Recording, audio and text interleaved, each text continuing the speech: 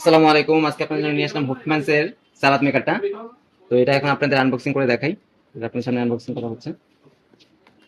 Unboxing এর জন্য আমরা প্রথমে প্যাকেটটা খুলে ফেললাম। প্যাকেটটা খুলে এভাবে বাবলের ভিতর ফোমের ভিতর পাবেন। তো প্রোডাক্টটা সম্পূর্ণ ইনটেক অবস্থা থাকবে।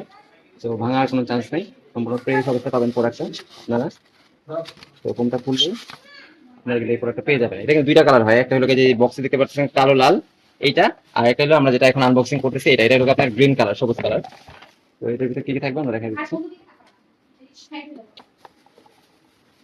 এটা কিন্তু জগটা থাকবে।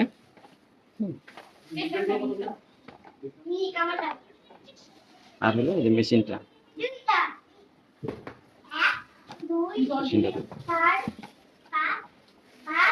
জগের ভিতরে যে আপনার আইটেমগুলো আছে সবজি কাটার জন্য, আর এটা কিন্তু আপনার বিভিন্ন কিছু চাপারে করার জন্য। এই যে প্লেটটা দেখতেছেন, এই প্লেটটার ভিতরে কিন্তু কাটারগুলো বসাইতে হয়।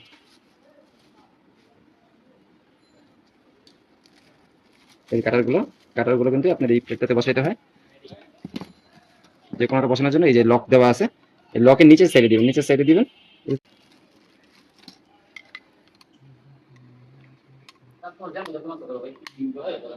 যেভাবে লাগাবেন, আবার কিন্তু নিচে পিছনে থেকে খোলার সময় পিছনে থেকে ধাক্কা মারলে খুলে যাবে। আরেকটা লাগাই দেখাচ্ছি আপনাদের। এক একটার জন্য কিন্তু এক একটা, হ্যাঁ, প্রত্যেকটার জন্য আলাদা আলাদা কাটিং দেওয়া আছে। আপনার টমেটোর জন্য, পেঁয়াজের জন্য কিন্তু আলাদাভাবে ডিজাইনের জন্য আলাদা কাটিং দেওয়া আছে। এই যে কোনায় কিন্তু চাপ দিতে হবে একটু জোরে, হ্যাঁ, লক করার সময় জোরে চাপ দিতে হবে। জোরে চাপ দিলে কিন্তু লেগে যাবে। তো এটা আমি রাখলাম। তো এখন অনেকে মনে করেন যে এটা নিয়ে কারেন্টে লাগাইলেই হয়তো অন করলে কিন্তু অন হবে, কিন্তু আসলে না। এটা কিন্তু অন হয়ে লাগাইলেই অন হবে না, কারণ এখানে যে একটা দেওয়া আছে, এখানে একটা লক দেওয়া থাকে। এই লকটা যখন মতো কাজ না করবে তখন কিন্তু এটা হবে না, হ্যাঁ। এখানে কিন্তু আপনার এই যে সম্পূর্ণ এটা বুশিং করা আছে, ঠিক আছে। তো এই যে এই লকটা এখানে বসবে, বসার পরে এই দেখতে পাচ্ছেন এই ঢাকনাটা একটু লক করে এই লকের অনুযায়ী আনতে হবে। লকে না আনলে কিন্তু হবে না। আমি তাহলে এটা বসে এই লকের কাছাকাছি বসে এই লেভেলে আনতে হবে। যে এইখানে যে এইটা দেখতেছেন একটু দূরে নেন, এই লেভেল অনুযায়ী আনতে হবে। এই লেভেল অনুযায়ী আনলে তখন কিন্তু এই সুইচটা কাজ করবে। এই যে দেখেন শব্দ হবে, এটা শব্দ হলে বুঝবেন যে না সুইচটা যে টিপ লাগাছে, যে সুইচটা টিপ লাগাছে, তার মানে আপনাদের সেটআপ ওকে আছে। যদি সুইচটা টিপ দিলে এরকম না হয় তাহলে আপনাদের সেটআপ ওকে নাই।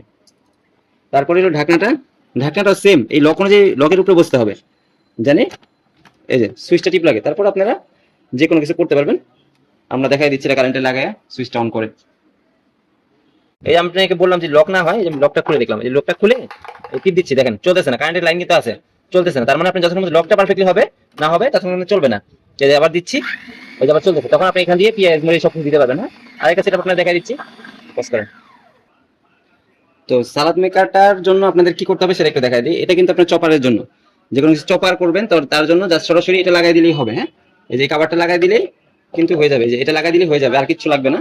এই যেটা লাগাইছি আমরা, এটা লাগাই দিলেই হয়ে যাবে। কিন্তু সালাদের জন্য কিন্তু আমরা যে সালাদ মেক করবো, সালাদ মেকের জন্য কিন্তু আপনার এটা না, এটা কিন্তু আপনার চপিং এর জন্য। যেমন আদা রসুন করবেন, সেটার জন্য আদা রসুন পেস্ট করবেন, মাংসের কিমা ভাজা এই কারণে কিছু করবেন, এটার জন্য হলো এইটা।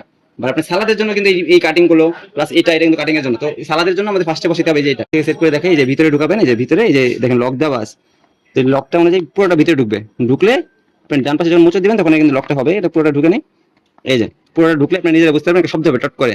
তারপর আপনি ডান পাশে একটা ঘুরাই দিলে এই যে এটা সম্পূর্ণ লক হয়ে গেছে। এখন টান দিলে আসবে না, তার মানে এটা লক হয়েছে। এখন যদি আপনি মেশিনে চালান তাহলে কিন্তু আপনার সালাদ মেকারের কাজ করবে, হ্যাঁ।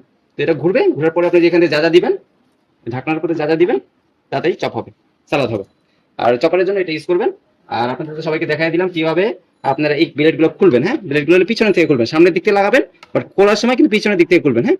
যেই সাইডে যে চাপ দিয়ে লাগাইছেন না, সেই সাইড দিয়ে চাপ দিবেন, তাইলে হবে। পিছনের সাইড দিয়ে লাগানোর সময় হলো সামনে থেকে, এই যে সামনের সাইড থেকে এইভাবে দিয়ে এই চাপ দিবেন, চাপ দিলে কিন্তু লাগবে। এই যে জোরে চাপ দিতে হবে, হ্যাঁ। আর খোলার সময় হলো এই যে পিছনের সাইড থেকে দিবেন, পিছনের সাইড থেকে ধাক্কা দিতে হবে। ধন্যবাদ সবাইকে। আমাদের থেকে অর্ডার করলে আমাদের থেকে অর্ডার করতে পারেন, যে কোনো জায়গাতে অর্ডার করলে আপনি প্রোডাক্ট ইউজ করতে পারবেন। ধন্যবাদ সবাইকে, আসসালামু আলাইকুম।